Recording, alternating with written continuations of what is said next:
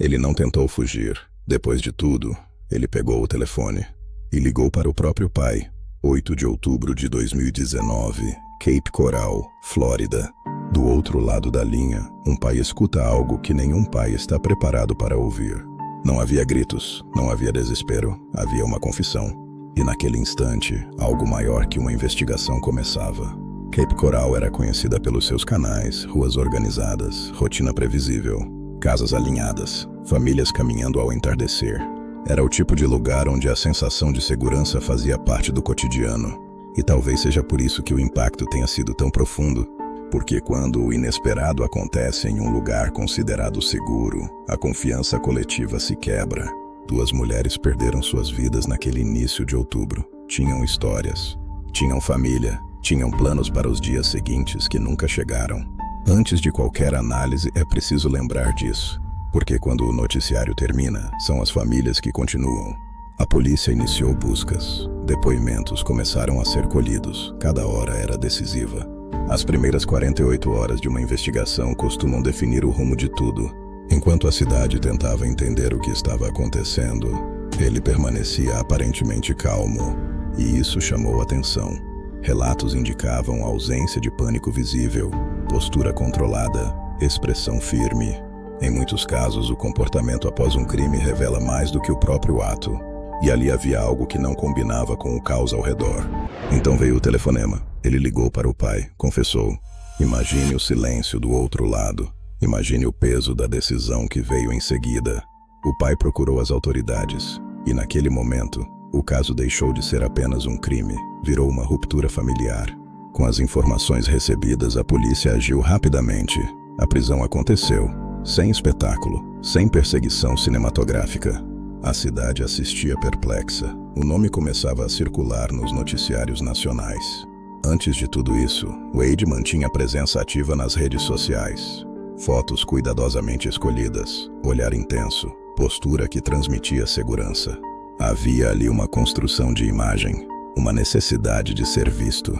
E quando alguém constrói uma narrativa sobre si mesmo, a ruptura dessa imagem é ainda mais impactante. Durante o julgamento, observadores relataram postura controlada, pouca demonstração de emoção, olhar fixo. Para muitos, aquilo foi perturbador, porque o público espera desespero, mas encontrou contenção, e às vezes o silêncio incomoda mais que qualquer reação. O caso ganhou destaque nacional. Reportagens analisavam cada detalhe. O nome passou a ser repetido em debates e programas. Cape Coral deixou de ser apenas uma cidade tranquila. Virou referência de um crime brutal. Na prisão, cartas começaram a chegar. Mulheres declarando apoio, algumas dizendo acreditar na inocência, outras demonstrando fascínio. Esse fenômeno já foi observado em outros casos, mas nunca deixa de levantar uma pergunta incômoda. O que leva alguém a admirar alguém acusado de violência extrema? Existe algo na exposição midiática que transforma acusados em figuras simbólicas. Para alguns, vilões. Para outros, personagens.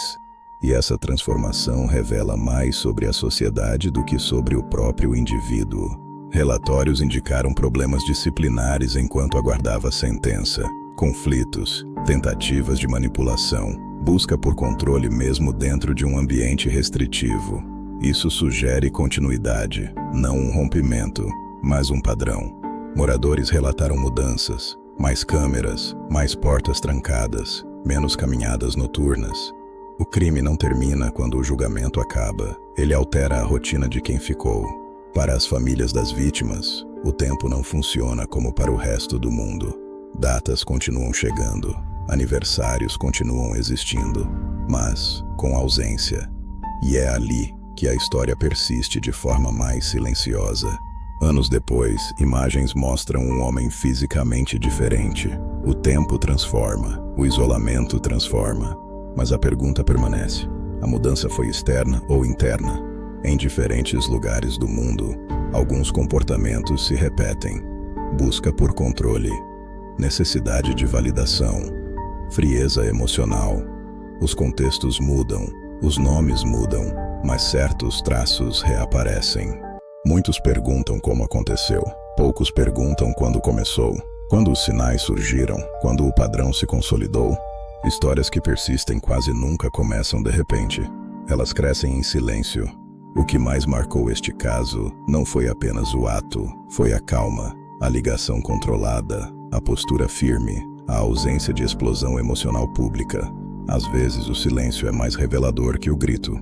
Casos assim nos obrigam a olhar para algo maior, para o fascínio coletivo, para a forma como consumimos tragédias, para o modo como transformamos pessoas em narrativas.